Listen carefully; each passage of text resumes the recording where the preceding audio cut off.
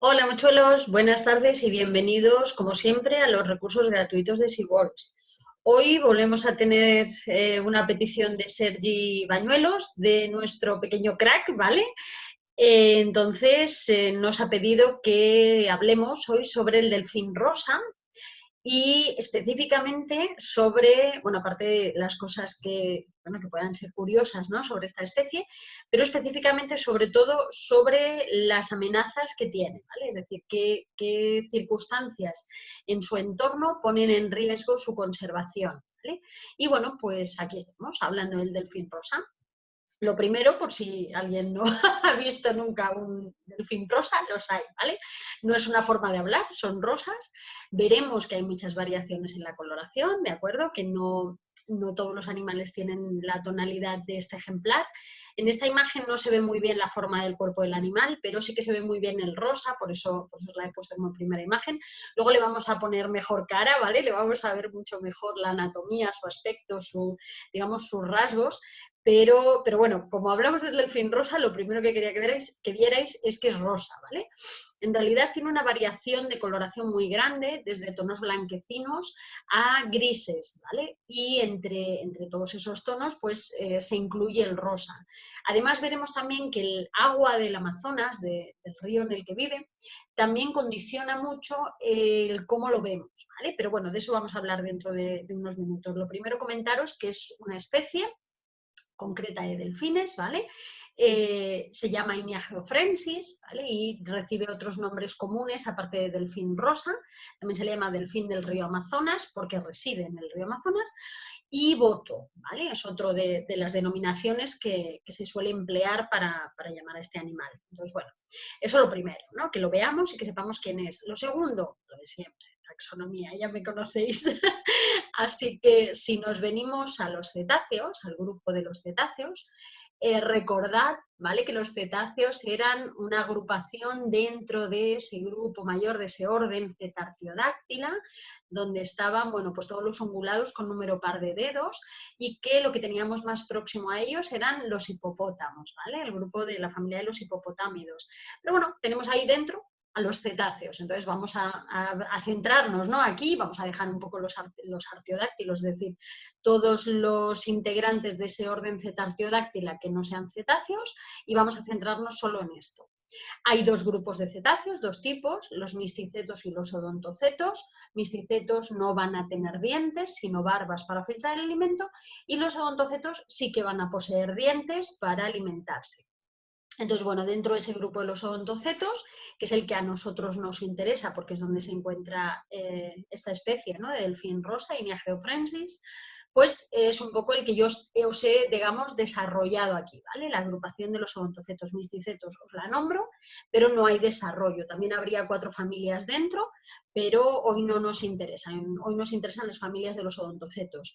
Si recordáis un poco el día que hablamos de narvales y belugas, los narvales y las belugas estaban aquí en Monodontidae, ¿vale? Aquí en Delfinidae teníamos delfines oceánicos, focénidos eran marsopas, Cifidae englobaba a los cifios o hiperodóntidos, ¿vale?, que son un poco raritos, si queréis un día hablamos de ellos. Teníamos 2 tipos de cachalotes, cachalote enano y pigmeo, como este que tenéis en la imagen, dentro de la familia Cogidae, y cachalote común, como este que tenéis en la imagen, dentro de la familia Physeteridae. Y quitando todas esas familias que os he mencionado, ¿vale?, nos quedaban 4, que no os he dicho nada todavía de ellas. Las 4 superiores: inidos lipótidos, pontopóridos y platanístidos. Esas 4 familias son delfines de río, ¿vale? Engloban a delfines de río. Inia geofrensis, que es el delfín del río Amazonas, va a estar dentro de la familia Inidae, ¿vale? Entonces por eso os la he marcado aquí, Inidae, como la que nos interesa a nosotros hoy, ¿vale? Pero que sepamos que no, quiero decir que no son los únicos delfines de río que existen, el delfín del Amazonas, sino que vamos a tener 4 familias que tienen, digamos, delfines de río, ¿no? O digamos que se denominan delfines de río. Entonces, bueno, pues eso, nos vamos a los ímidos. Dentro de los ímidos solamente tenemos una especie reconocida a día de hoy por la UICN, pero hay 2 más propuestas con bastante aceptación dentro de la comunidad científica. A ver, os traduzco todo esto que acabo de decir. La UICN es la Unión Internacional para la Conservación de la Naturaleza, ¿vale? Entonces es la entidad internacional que se encarga de catalogar a las especies y de evaluar su grado de amenaza, ¿vale? Entonces, normalmente, hasta que la UICN no reconoce la existencia de una especie, digamos que todos estamos un poco a la espera, ¿no? En el momento en que la UICN dice, venga, vale, admito que esta especie propuesta por X grupo de investigación tiene entidad taxonómica suficiente para ser considerada una especie nueva, pues entonces cuando la UICN dice eso, ¿no? y la incluye en su catálogo, todos decimos, venga, vale, ya está, ya tenemos la certeza, ¿no? de que esa especie es una especie diferente. Ahora mismo, pues en el caso de la familia Inidae, pues estamos ahí, ¿no? en el impasse de espera, en un momento en el que hay la propuesta de 2 especies más dentro de la familia Inidae, pero que la UICN todavía no las ha aceptado, ¿vale? Entonces yo os las menciono aquí porque realmente tienen una entidad taxonómica tan grande que probablemente sea cuestión de tiempo el hecho de que la UICN las reconozca, pero como todavía no las ha reconocido, pues yo simplemente os lo comento. Entonces, Inia geoffrensis es de quien estamos hablando, y las otras 2 especies, que serían Inia boliviensis y Inia araguayaensis, ¿vale?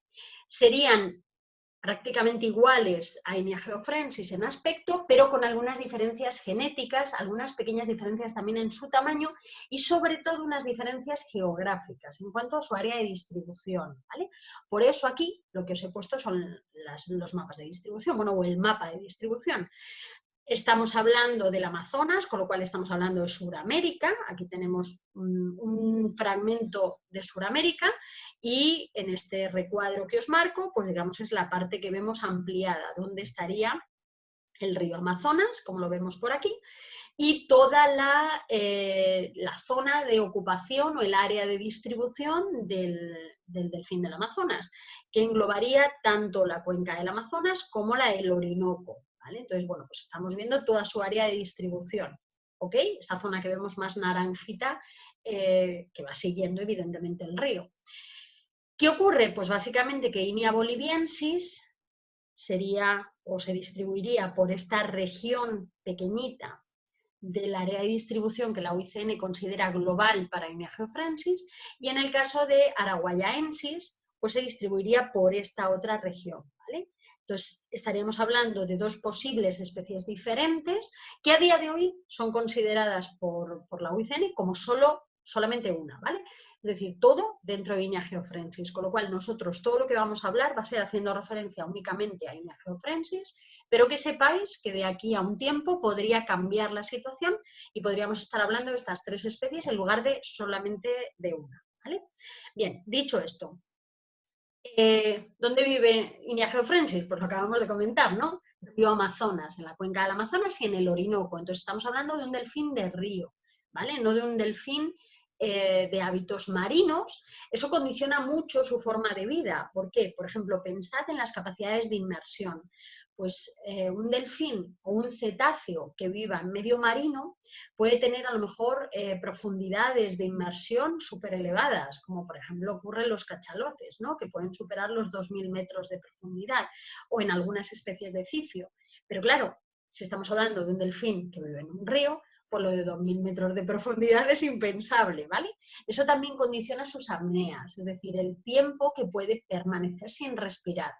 Las apneas y las capacidades de inmersión del boto, del delfín rosa o de Inia geoffrensis, llamadlo como queráis, pues son muchísimo más reducidas que las de las especies oceánicas, ¿vale? Pero básicamente porque su forma de vida y su entorno de vida, es decir, su hábitat, no requieren de esa capacidad. Si no la necesitas, no la desarrollas, ¿de acuerdo? No se trata de, venga, aquí todos podemos hacer de todo a lo loco, porque en la naturaleza todo tiene costes y beneficios, ¿vale? Entonces el coste de poder hacer unas grandísimas apneas y unas inmersiones a gran profundidad es muy elevado energéticamente, entonces no merece la pena si no vamos a tener un beneficio acorde, ¿vale? Bueno, entonces eso por un lado. El otro, lo que os comentaba al principio sobre el color. Veamos, el boto del delfín rosa tiende a tener una coloración, ya os digo, grisácea, Pero puede, veis, por ejemplo, este animal es completamente gris, ¿vale? Pero puede tener esos tintes o esos tonos rosas, como el delfín que veíamos en la primera imagen. De hecho, este animal es mucho más gris que este otro, que es mucho más rosado. Pero mirad lo que ocurre con estos animales por debajo del agua, ¿vale? Su color, incluso en este que es completamente gris en su cuerpo, ¿no? Como por debajo del agua lo vemos de un rosa mucho más intenso, incluso casi de rojo o de tonos anaranjados. Entonces, el hecho de que a través del agua, por la turbidez que tiene este agua, se potencie o se intensifique muchísimo ese color rosa, es también lo que le ha valido ese nombre, ¿no?, de delfín rosa. Pero que nos quedemos con la idea de que tenemos ejemplares que sí tienen una tonalidad rosa y sin embargo tenemos otros ejemplares que tienen una tonalidad gris, y también vamos a encontrar animales que lo que tienen es como un parcheado, ¿vale? Quiero decir que los vemos como si les hubiéramos tirado ahí lejía y se los hubieran desteñido, ¿vale?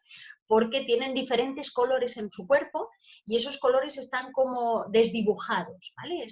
Esos tonos grises, rosas o incluso blanquecinos están así como desdibujados por su cuerpo, ¿vale? Simplemente es una variabilidad individual. Vamos a encontrar animales más grises, animales más rosas o animales más blanquecinos, ¿vale?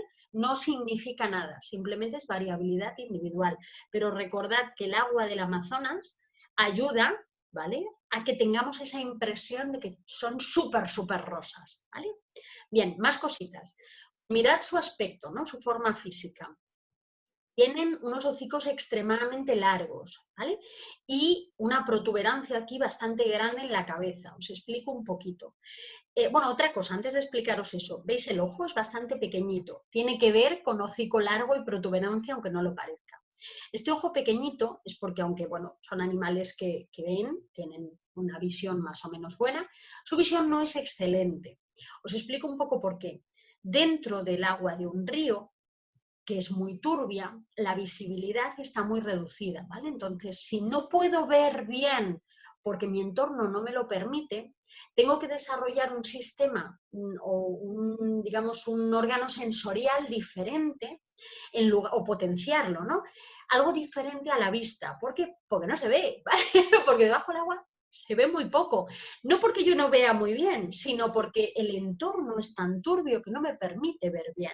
Entonces sus ojos se reducen y se potencia otro sentido, que es el de la ecolocalización o ecolocación, ¿vale? Se puede decir de cualquiera de las dos maneras. Eso es un sistema que lo que utiliza es el sonido para ver, ¿vale? Y digo ver con, digamos, con comillas, ¿no?, entre comillas. ¿Por qué? Porque lo que hacen es, digamos, mapear su entorno gracias al uso del sonido, y de esa manera pueden hacerse una idea de todo lo que tienen delante, de todo lo que ocurre a su alrededor, de dónde están sus presas, y eso les permite ver, entre comillas, todo su entorno, ¿vale? Incluso en un área en el que la visibilidad está muy reducida. ¿Por qué esta cabeza globosa y ese hocico largo? Dejadme que os lo explique. El sistema de ecolocalización funciona por el sonido, sonido que produce su órgano respiratorio, ¿vale?, su sistema respiratorio. El sistema respiratorio, si recordáis, en los delfines no está, digamos, en una posición normal, su apertura nasal no está en una posición anatómica normal para un mamífero, sino que se ha elevado a lo alto de la cabeza, ese agujero que tiene en lo alto de la cabeza, que se llama espiráculo, es simplemente la apertura de su nariz, ¿vale? Entonces, bueno, pues la producción del sonido se produce a través de ese respiratorio, un poquito por debajo de la altura a la que está el espiráculo, a la que está su nariz. Y las ondas sonoras que se producen en ese respiratorio, al pasar por esta zona que se llama melón y que simplemente es una capa de grasa, lo que hacen es amplificarse, es decir, se vuelven más intensas, como si de repente enchufáramos un altavoz, ¿vale?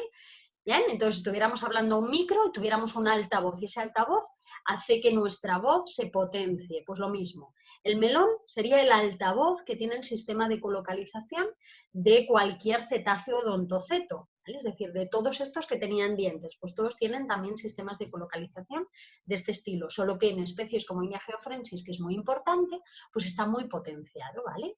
Y tienen, pues eso, ese cabezón así gordote, porque lo que tienen es un melón muy grande para potenciar mucho digamos, la intensidad de su sistema de ecolocalización. Entonces, vale, lanzan el sonido hacia adelante, ese sonido choca con lo que hay en su entorno, con el alimento, con las raíces de los árboles, con lo que sea que tengan a su alrededor, y vuelve, ¿vale? Y al volver, utilizan la mandíbula inferior, todos los cetáceos odontocetos emplean su mandíbula inferior para recibir el sonido. ¿Vale? ¿Por qué? Porque actúa como si fuera una antena parabólica. Su mandíbula inferior, aparte de tener hueso, tiene también grasa. Y esa grasa que tiene la mandíbula inferior hace exactamente lo mismo que hacía la grasa del melón, esa que tenía aquí. Potencia, intensifica la onda sonora, le hace de altavoz otra vez, de manera que un eco de, digamos, el sonido que ellos han lanzado choca con algo y vuelve un eco, pues ese eco que está retornando, que a lo mejor es poco intenso, ¿vale? No tiene una intensidad o un volumen, por decirlo de una forma llana, ¿no? No tiene un volumen muy alto, es decir, no tiene una intensidad muy grande. Cuando pasa por esa mandíbula y por esa grasa, se ve intensificado otra vez. Es como si le hubiéramos colocado otra vez ese altavoz, ¿no? El micro con el altavoz. De manera que se transmite desde la mandíbula a su oído de una forma mucho más intensa y más perceptible para ellos. Y de esa manera ellos pueden mapear todo su entorno. Entonces, estos animales tienen ese hocico tan largo y esa cabeza así tan gordota, ¿vale? Porque necesitan tener un sistema de ecolocalización muy eficaz, porque donde viven pues no se ve demasiado, ¿vale? Entonces no pueden basarse en el sentido de la vista para cazar ni para desplazarse. Entonces, bueno, pues esto en cuanto así a lo primero que estamos viendo, ¿no? Que es su cabeza. También quiero comentaros, veis lo largo, que es el hocico y lo gordota que es la cabeza, no os miento. Quiero comentaros más cosas. Por ejemplo, es muy característico estas aletas pectorales tan grandes, ¿vale? Si pensamos, por ejemplo, en un delfín mular, que es el típico que estamos más acostumbrados a ver, sus aletas son chiquititas, sus pectorales. Sin embargo, mirad en Inia geoffrensis, en el delfín rosa, qué pectorales tan grandes. Es para poder maniobrar, ¿vale? Las utilizan para maniobrar y cambiar de sentido cuando están nadando. ¿Por qué? Pues porque en el Amazonas, en la época de lluvias, el agua se desborda, el río se desborda y entra dentro de la selva, ¿vale? Y estos, o sea, evidentemente estos animales tienen que salir entre los árboles y buscar entre los árboles a sus presas, porque los peces abandonan lo que es la cuenca original y se internan entre las raíces y los troncos de los árboles. Claro, si estos animales no tuvieran una gran capacidad de maniobra, no serían capaces de poder moverse en un entorno lleno de obstáculos, ¿vale? Lleno de raíces, de troncos de árboles, en un entorno en el que la movilidad o la maniobrabilidad es súper importante. Eso por un lado. Por otro lado, mirad aquí su lomo. No tenemos una aleta dorsal súper desarrollada, súper bien definida, como encontramos en otras especies, ¿no? Esa típica aleta así falciforme que encontramos, por ejemplo, en los delfines mulares. Pues como estáis viendo aquí, la aleta dorsal de Inia geoffrensis es pequeñita, es muy poco alta, ¿vale? Y está así como un poco chapucerilla, ¿vale? Por decirlo de alguna manera. Pero bueno, es muy característica de esta especie y tiene todo el sentido del mundo, porque las aletas dorsales, su función es estabilizar el cuerpo del animal para que no gire, ¿vale? Para que no haga esto, pero como este animal tiene unas pectorales muy grandes, ya es muy estable, no necesita una dorsal altísima que lo estabilice. Además, esas dorsales altísimas son súper importantes, sobre todo en las especies que nadan rápido. Inia geoffrensis no es precisamente una especie que destaque por su velocidad. Tened en cuenta que en el entorno en el que vive no necesita nadar a gran velocidad, ¿vale? No hacen unos desplazamientos tan exagerados como los delfines oceánicos, no nadan a la misma velocidad, entonces tampoco tienen esa necesidad de equilibrio tan, digamos, exagerada, ¿vale? que encontraríamos en los delfines oceánicos. Y bueno, perdón, por último, comentaros que en contra de lo que ocurre en otras especies de delfines, vemos que Inia geoffrensis sí que puede girar la cabeza, ¿vale? De hecho, en esta imagen en la que está agarrando una hoja, ha girado la cabeza precisamente para cogerla, cosa que no vamos a encontrar en otras especies de delfines. ¿Por qué? Porque la mayor parte de las especies de delfines que existen en el mundo, sobre todo los oceánicos, tienen fusionadas total o parcialmente las vértebras cervicales, es decir, las vértebras del cuello. ¿Por qué? Pues porque el cuello o la zona cervical es una zona que puede ser débil, ¿vale? Tened en cuenta o pensad en nosotros mismos, ¿no? Cuando tenemos, por ejemplo, un accidente de tráfico, es extremadamente fácil que nos lesionemos las cervicales, porque es una región que tiene pocas protecciones, ¿vale? Y que, bueno, pues es sensible o débil. Imagínate estos animales cuando nadan, afrontan toda la resistencia del agua con la cabeza, ¿vale?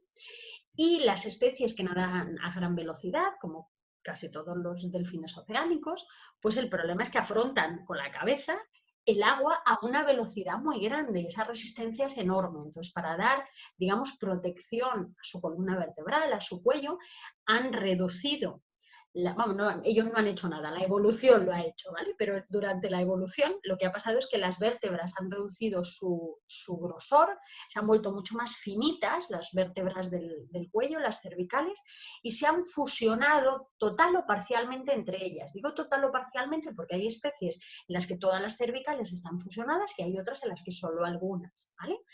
¿Qué ocurre en Inia geofrensis? Pues que no encontramos apenas fusiones. Sí que hay, pero muy poquitas, ¿vale? De manera que tiene la capacidad de girar su cuello. ¿Por qué? Porque su natación no es muy rápida, no es muy veloz, entonces la resistencia del agua no es tan exagerada, no es tan grande como encontramos en otras especies oceánicas, ¿vale?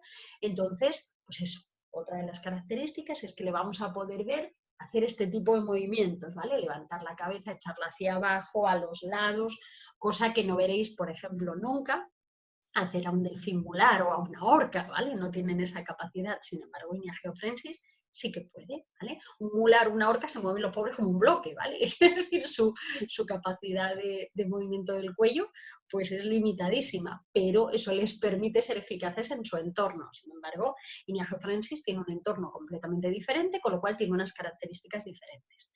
Y bueno, por último, era lo que Sergi también nos pedía un poco más, era saber cómo está, ¿no? A nivel de conservación, qué amenazas tiene. Bueno, pues lo primero, tristemente tengo que deciros que está catalogado como endangered, esto significa que está amenazado, es decir, que está en peligro de extinción, ¿vale? A ver, os he dejado aquí, simplemente por si no tenemos claras las categorías de amenaza, un poco las diferentes categorías que define la UICN, que era lo que os comentaba antes, ¿vale? La Organización Internacional para la Conservación de la Naturaleza, que básicamente es la que determina el estado de conservación de cada especie, tanto animal como vegetal, etcétera. Bueno, pues tenemos diferentes categorías, ¿vale? Uy, he perdido el ratón, aquí está. Tenemos diferentes categorías. Estas dos categorías son de animales o de especies, mejor dicho, que se encuentran extintas, ¿vale? X significa extinto por completo. Y EW, vuelvo a perder el ratón, aquí está. EW significa extinto en la naturaleza, ¿vale? Extinct in the wild. Extinto en la naturaleza significa que no queda ningún ejemplar silvestre, pero se mantienen ejemplares de esa especie bajo cuidados humanos y potencialmente se podría recuperar la especie desarrollando programas de cría en cautividad y de reintroducción, ¿vale? Entonces, esas dos categorías son malas, malas, malas. Extinto por completo es la peor de todas, pero bueno, extinto en la naturaleza tampoco es una categoría buena. Estas tres que vemos aquí son las categorías de amenaza, ¿vale? Es decir, las especies o los taxones que están amenazados de poder convertirse en extintos o en extintos en la naturaleza. Y sin embargo, estos dos de aquí son least concern, ¿vale? Sería preocupación menor o riesgo menor, que significa que las poblaciones son saludables, ¿vale? Las poblaciones de la especie que es least concern son saludables, no tienen a priori un riesgo inminente de estar amenazadas, ¿vale? NT es casi amenazado, ¿vale? Y significa que aún no están en peligro, esa especie, sus poblaciones aún no están en peligro de extinción, pero tampoco están least concern, es decir, tampoco son preocupación menor. Hay factores que están afectando a esa especie que podrían con el tiempo, si no se revierten o no se modifican, podrían llevar a la especie a la categoría vulnerable. Vulnerable ya es la primera categoría de amenaza, ¿vale? Una especie vulnerable es una especie que está en peligro, pero que tiene un peligro no crítico, ¿vale? Es decir, un peligro más incipiente o más inicial, ¿vale? Endanger, que es donde vamos a encontrar a Inia geoffrensis, al boto o al delfín rosa, ¿vale? Endanger está amenazado de extinción, es una especie que puede llegar a extinguirse si se mantiene la situación como se encuentra actualmente, y la peor, digamos, de las categorías de amenaza sería Critical Endanger, que es CR, es decir, en peligro crítico. Es cuando una especie que está amenazada se encuentra en una situación tan mala que o cambia inmediatamente los factores que la han puesto en peligro o va a extinguirse, ¿vale? No se encuentra tan mal Inia geoffrensis, ¿vale? No estamos hablando de una especie que sea critical endanger, es decir, no está en riesgo crítico, en peligro inminente, pero está en peligro de extinción, ¿vale? Entonces estamos hablando de una especie que necesita que se tomen medidas reales e inmediatas para evitar que pase a ser critical endanger y de ahí a extinguirse, ¿vale? Ventaja que tiene la especie, digamos, para no encontrarse todavía en esa situación de critical endanger, es que tiene un área de distribución muy grande, ¿vale? Eso es un poco lo que le salva de estar catalogada como critical endanger.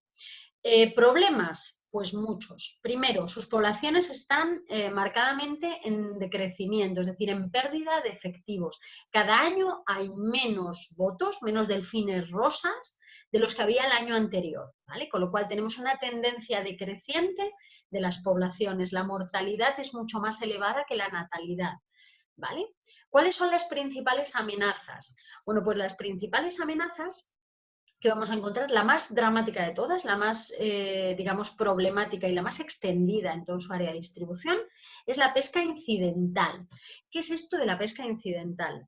Pesca incidental significa que durante una pesquería de otra cosa, ¿vale? Es decir, tú no vas a pescar delfines rosas, tú estás pescando otra cosa, pero en tus redes, en tus artes de pesca, en el sistema que tú estés empleando, caen delfines rosas y mueren allí. Eso es la pesca incidental, ¿vale? Pues la pesca incidental ahora mismo es el problema más acuciante que tiene el delfín rosa, ¿vale? Detrás de la pesca incidental, especialmente a partir del año 2000 o así, y en crecimiento, es decir, en aumento, el segundo factor de amenaza más intenso, ya os digo, sería las capturas directas, ¿vale? Ya no capturo un delfín rosa accidentalmente en mi arte de pesca, sino que con toda la intención y toda la voluntad capturo un delfín rosa porque es lo que yo quiero capturar. ¿Y por qué se capturan delfines rosas? Pues se capturan para utilizarlos como cebo en las pesquerías de otras especies, ¿vale? Concretamente, la que tiene, digamos, más incidencia es en la pesquería de este animal, de este pececito, que es simplemente un silúrido, un tipo de pez gato, que se extiende por la cuenca amazónica. Por ejemplo, en Brasil está prohibida su captura ahora mismo, pero está prohibida, si no recuerdo mal, desde 2006. Pero bueno, quiero decir, lleva años prohibida. Sin embargo, se sigue capturando, ¿vale? Ilegalmente. Y para capturarlo funciona muy bien como cebo, como atrayente, la carne de delfín rosa. Entonces se matan delfines rosas para pescar este silúrido que está prohibido pescar. Pero bueno, estas son las paradojas del ser humano, ¿vale? Ponemos en peligro especies para matar otras especies que está prohibido matar. En fin, es como cosas sin sentido, pero es la realidad en que nos encontramos, ¿no? O en la que vivimos o el mundo que nosotros mismos hemos creado, ¿no? Los seres humanos, que se supone que somos los racionales y a veces pues hacemos estas irracionalidades. En fin, entonces, pesca incidental, ¿vale? Pesca directa para usar al boto, al delfín rosa como cebo para capturar peces gato, Y también otro de los factores bastante dramáticos y bastante problemáticos son los pesticidas, ¿vale? Sobre todo los pesticidas organoclorados, como por ejemplo el DDT, que aquí os he dejado una botellita de un pesticida que contiene DDT.